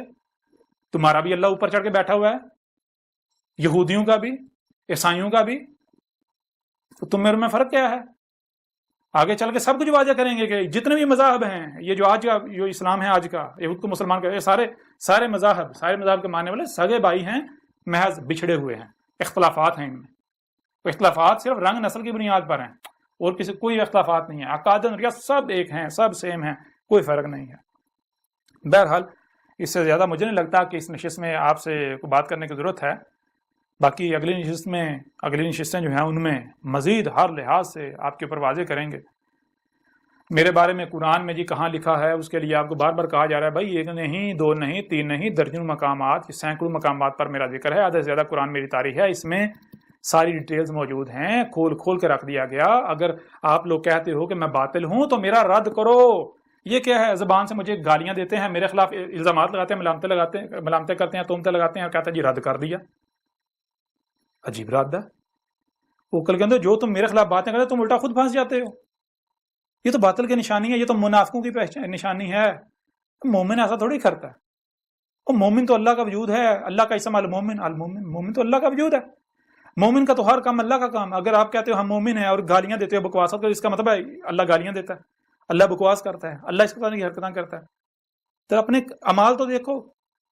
پھر تم کہتے ہو کہ ہمارا رسول محمد ہے، تو اللہ اس قرآن میں کیا کہہ رہا ہے؟ اللہ تو قرآن میں کہہ رہا ہے کہ رسول میں تمہارے لیے اسوۃ حسنہ ہے. تم کو کیا کرنا ہے؟ تم کو رسول میں، جو تمہارا رسول ہے اس میں اسوۃ حسنہ اخذ کرنا ہے. اسوۃ حسنہ کا مطلب کیا ہے بھائی؟ جسے تم رسول کہہ رہے ہو، جو اللہ کا رسول ہے، اس نے کیا کیا، کیسے کیا. یعنی وہ پیدا ہوا تمہاری طرح، اس کے بعد وہ پلا بڑا تمہاری طرح، وہ اس کے بعد حق اس نے پہچانا. کیسے پہچانا؟ جیسے اس نے پہچانا اسی طرح تم نے پہچاننا ہے. جیسے اس نے ہدایت پائی اس طرح، جیسے جو اس نے کیا ویسے وہی تم نے کرنا. جیسے ہر عمل اس طرح کرنا جیسے اس نے کیا. اگر کسی کے ساتھ بات ہوئی تو جیسے اس نے کی ویسے تم نے کرنا ہے. اگر آپ یہ کہتے ہو کہ محمد ہمارا رسول ہے اور پھر آپ کا کردار دیکھا جائے تو اس کا مطلب تو پھر یہ ہوا کہ اگر تم لوگ گالیاں دے رہے ہو تو تم تو کہہ رہے ہو محمد ہمارا رسول ہے، تو تمہارے لیے محمد بھی تو اس کا مطلب محمد نے بھی گالیاں دی تھیں. محمد بھی اس طرح گالیاں دیتا تھا کہ محمد نے بھی یہ سب کیا؟ نہیں، نہ تو محمد ایسا تھا، نہ محمد نے ایسا کیا. تم لوگ الٹا محمد کو پوری دنیا میں بدنام کر رہے ہو. سب سے بڑے دشمن محمد کے تم لوگ ہو، جو اپنے کردار سے ہر لمحے محمد کی جو ہے وہ گستاخی کرتے ہو، محمد کے ساتھ دشمنی کرتے ہو اور دوسروں کے پیچھے پڑے ہوئے. اپنے کردار کو تو دیکھو. ایک اس خاتون کو لے لیں، وہ خاتون جو ہے جس کے اوپر تم نے وبال کھڑا ہوا ہے جی اس کو قتل کرو. بڑے بڑے ملاٹے، بڑے بڑے ملا، مذہب کے ٹھیکیدار، وہ بھی نعرے لگا رہے ہیں قتل کرو، پھانسی دو. بڑے تم اتنے بڑے فنے، ہاں اتنے تم اہل حق، ایک عورت سے گھبرائے ہوئے ہو. ایک عورت کو قتل کرنا، کیا تمہاری عقل مات ماری گئی تمہاری؟ اتنے بڑے تم اہل حق. کہاں گئی تمہاری مردانگی؟ ایک عورت جو ہے اور عورت نے کیا کیا؟ اب جب جیسے تم کہہ رہے ہو کہ بھائی جو جس پر ہم نے اپنے باعزت کو پایا، جو نسل در نسل چلا ہے وہی حق ہے، ہم اس سے ہٹنے کو تیار نہیں ہیں، تو کیا عیسائیوں کا پھر اس بنیاد پر حق نہیں ہے؟ انہیں بھی حق حاصل ہے، جیسے تم کر رہے ہو وہ بھی اسی طرح کر رہے ہیں۔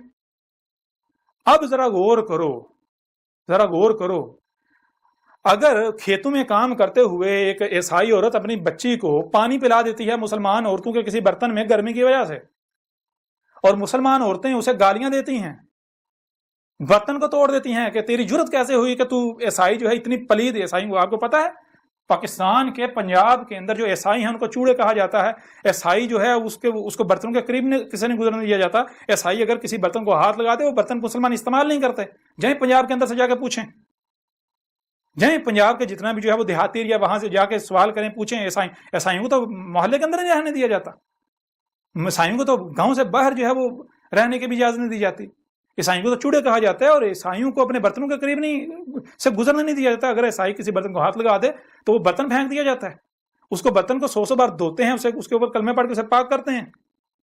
اس عورت نے اپنی بیٹی کو پانی پلا دیا، گرمی تھی، ظاہر بات ہے اپنا اس کے پاس پانی ختم ہو گیا، اس نے اپنی بیٹی، اس کی بیٹی پیاس سے گرمی کی شدت سے رو رہی ہے، اس نے اپنی بیٹی کی چھوٹی بچی کو پانی پلا دیا مسلمانوں کے گلاس میں، تو کیا ہوا؟ وہ عورتیں اس کے اوپر ٹوٹ پڑی، تیری جرت کیسے ہوئی، تو ایک عیسائیہ ہو کے ہمارے گلاس میں تو نے ہمارا گلاس پلید کر دیا، تو نے ہمارا پانی پلید کر دیا، اب ہم کہاں سے پانی لے کر آئیں گے؟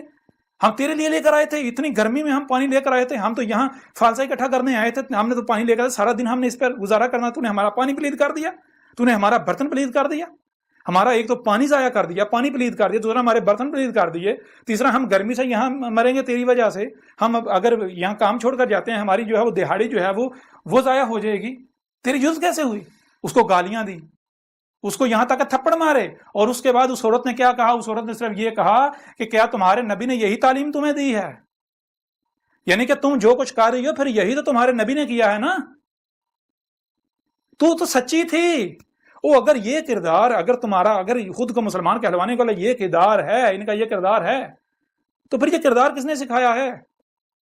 آپ کیا کہتے ہو؟ آپ کہتے ہیں محمد ہمارا رسول ہے، تو رسول کیا ہوتا ہے؟ رسول میں اللہ کہہ رہا ہے رسول میں تم کو کیا کرنا، اس کو ہنسنا جو ہے خز کرنا ہے، جو رسول نے کیا جیسا رسول نے کیا وہی کرنا ہے، ویسے ہی کرنا ہے۔ تو اگر جو ہے تم یہ کرتے ہو تو تم تو لوگوں کو، دوسری اقوام کو، دوسرے مذہب کو، دوسرے کہہ رہے ہو کہ دیکھو ہمارے رسول نے ہماری یہ تربیت کی، ہمارے رسول نے ہمیں یہ تربیت کی ہماری۔